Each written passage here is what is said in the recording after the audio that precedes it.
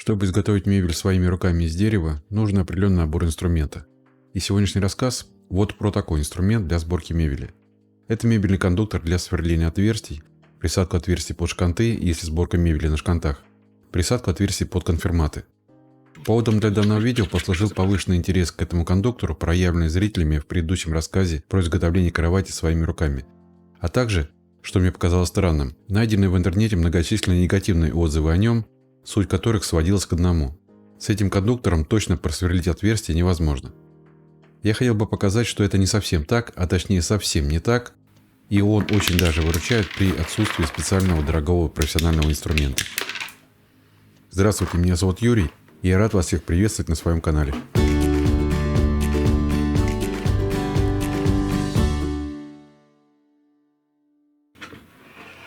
Задача. При помощи шкантов сделать угловое соединение двух мебельных щитов. Я покажу, как это можно сделать вот на таких отрезах щитов толщиной 18 мм. Я специально выбрал вот такие, уже немного поведенные, неровные щиты, чтобы показать, что это не принципиально. Допустим, нам нужно сделать вот такое соединение. И это нижняя полка этажерки, а это его боковая стенка. И нам нужно шкантами соединить эти панели между собой. После того, как все детали нарезаны по размеру, размечаем их расположение друг относительно друга. В данном случае я просто наклею два кусочка скотча.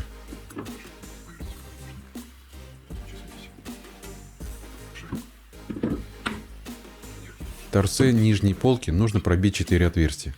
3, 4, 5 зависит от ширины и кривизны щита. Берем наш прибор и по боковой шкале выставляем 9 мм, то есть половину толщины щита. То есть 9 мм от оси сверла, которая обозначена выступом на шкале, до плоскости нижнего упора. Выбранный диаметр сверла 8 мм. И сверлим? Нет, еще не все готово. Смотрим на отметку, она внутренняя, и чтобы совпали ребра деталей, кондуктор мы выставляем снаружи. Первое условие для точного сверления – заготовка должна быть зафиксирована любым из доступных способов, даже если это сопряжено с падением бруска на ногу.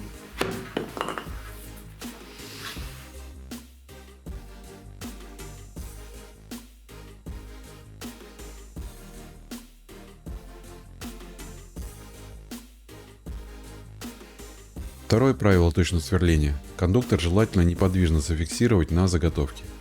Держать кондуктор за ручку, конечно, можно, но ровно и надежно это получится уже после того, как пара десятков отверстий будет просверлена криво. Поэтому лучше закрепить с помощью струбцины, тем более, что для этого предусмотрена специальная полка, в которую струбциной можно упереться.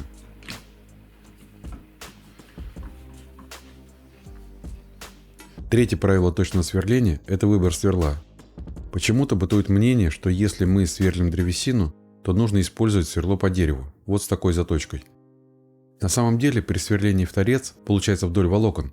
Если древесина слишком неоднородная, как вот здесь, например, сверло, попав острием на границу между плотным и рыхлым слоем, может не только само сместиться в более рыхлый слой, но и увести за собой кондуктор. Поэтому перед чистовым сверлением имеет смысл попробовать разные сверла, в том числе и сверло по металлу. Очень даже возможно, что сверло по металлу будет меньше смещаться на границе слоев, и сверление будет более точным. Здесь однозначно выработать правило нельзя, нужно просто попробовать. Нужно выставить глубину сверления, точнее две глубины. Шкант длиной 40 мм будет входить в боковую стенку мм на 15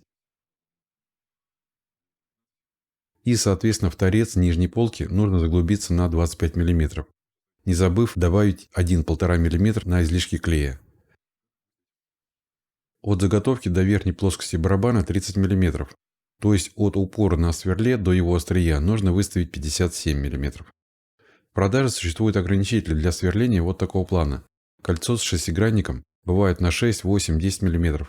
Я ими крайне редко пользуюсь, одним шестигранником они плохо удерживаются на сверле, так и норовят провалиться. Было бы надежнее с двумя винтами, но я таких в продаже не видел. Чаще я использую вот такие самодельные упоры.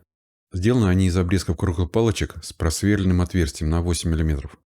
При необходимости глубину сверления при таком способе можно всегда поднастроить.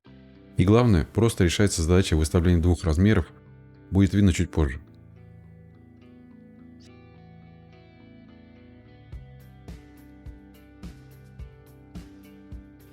Сверлим.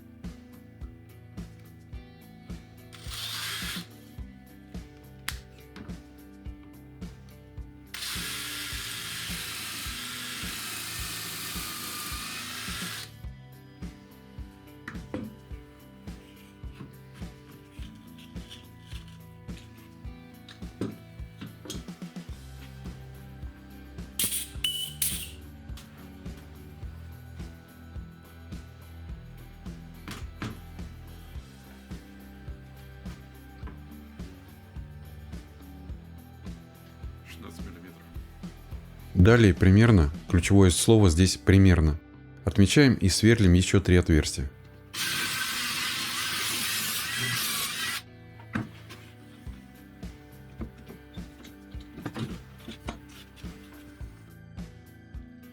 Вот, кстати, демонстрация того, как ведет себя кондуктор, если его не фиксировать на заготовке. Вы же не думаете, что я специально его раскачиваю. Поэтому лучше использовать срубцины, даже если это немного и дольше.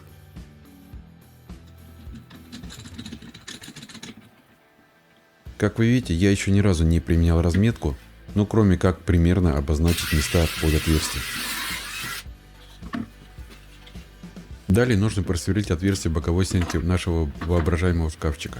При сверлении отверстий в торце упор кондуктора прикладывался к внешней стороне, поэтому к полке упор тоже должен быть приложен к торцу. Я складываю детали метками друг к другу и располагаю их вот таким образом.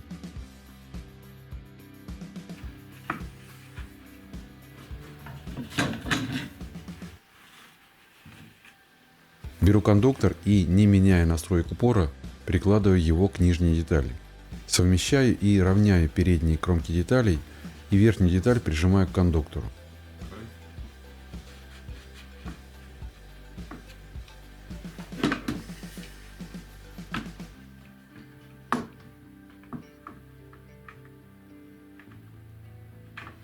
Прижимаю верхнюю деталь к кондуктору и с другой стороны. Демонстрационные отрезки немного разной ширины, не обращайте на это внимания. Главное, что передняя кромка воображаемого шкафчика выровнена. Теперь берем кондуктор, вставляем в него пластину вот с таким подпружиненным конусообразным штифтом.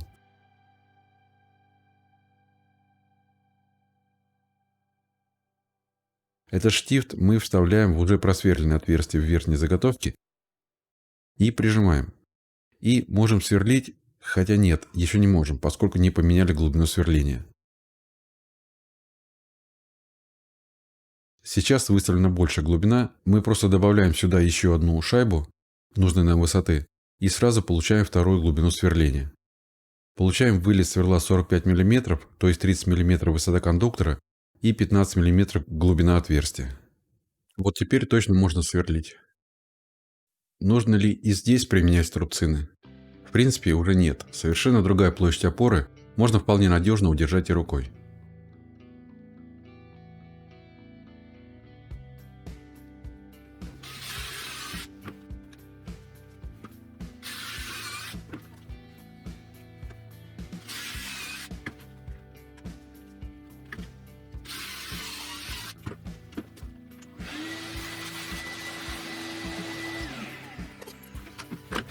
Попробуем собрать.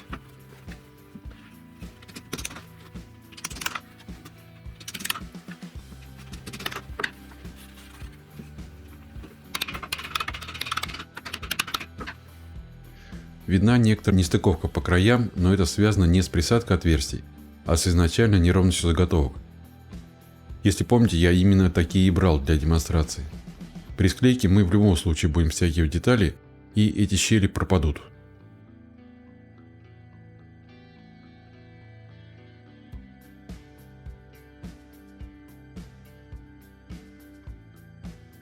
Вот здесь получили достаточно точное совпадение ребер, вот только по краям есть отклонения из-за кривизны щита. Все-таки шканты я размещал достаточно далеко от края, имеет смысл поставить их к краю поближе. Продолжаем разговор. Допустим, в воображаемом шкафчике нужно сделать кроме нижней еще и среднюю полку.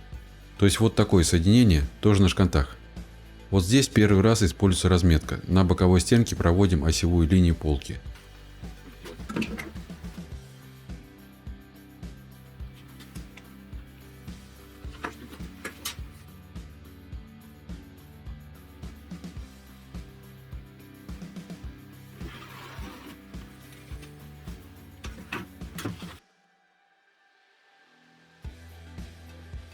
На кондукторе снимаем угловой упор. В данной операции он не нужен. И располагаем детали следующим образом. Выравниваем передние кромки щитов, прикладываем кондуктор.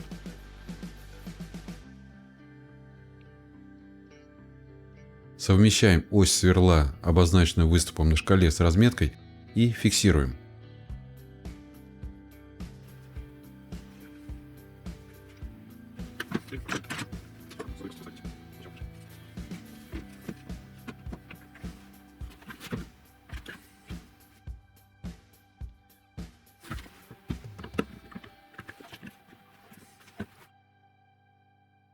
Вставляем пластину с подпружиненным штифтом, прикладываем штифт к отверстию, прижимаем кондуктор и сверлим.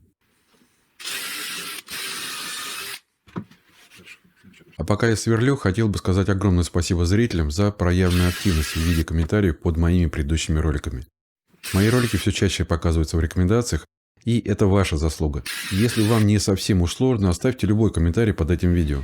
Так вы повысите его активность, и оно, возможно, будет чаще попадать в рекомендации к другим видео на столярную тематику.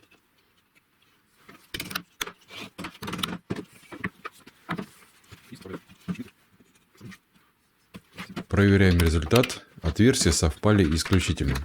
Ну, а кривизна щита снова дала себя знать. Но ведь она убирается стягиванием при склейке. По-моему, отлично получилось. Согласитесь?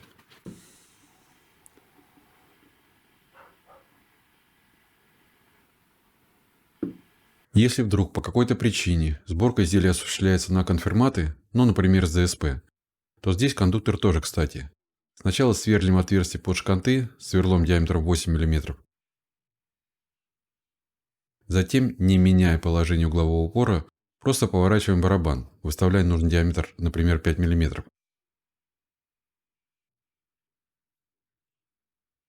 И сверлим отверстие в торце под резьбу конфирмата. Можно быть уверенным, что оно пройдет также по оси детали, как отверстие под шкант.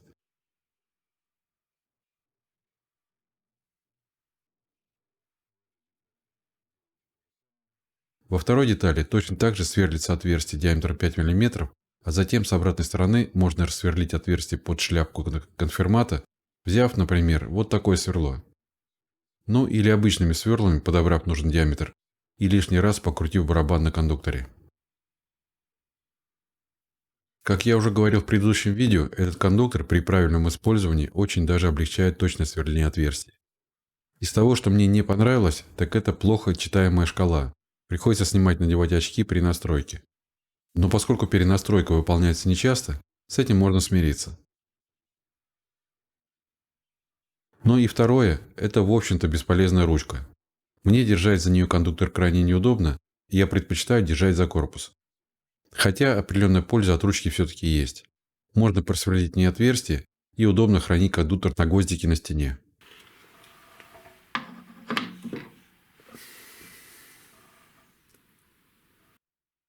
И вот еще очень удобный бонус, который предоставляет этот кондуктор. Если убрать угловой упор, то его можно использовать для сверления вертикальных отверстий под 90 градусов к поверхности. Допустим, нужно вот здесь сделать перпендикулярное отверстие. Берем сверло, берем приспособление, целимся в разметку, намечаем сверлом центр,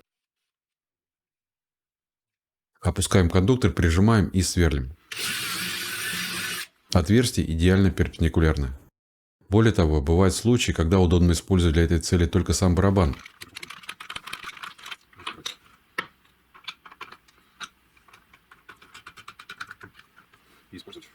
Точно так же. Приставили сверло и наметили отверстие. Проверили, опустили барабан и просверлили.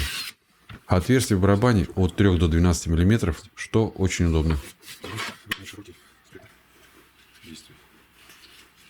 Так что все отрицательные отзывы на этот кондуктор, как я считаю, не имеют отношения к кондуктору. Ссылка на этот кондуктор будет в описании к видео. И если вас он заинтересует, и вы воспользуетесь этой ссылкой, то мне, как автору, будет от этого только польза. Так что все... На этом я этот рассказ заканчиваю. Большое спасибо, что досмотрели этот ролик до конца. Спасибо за оставленный комментарий и оценку. До следующих встреч!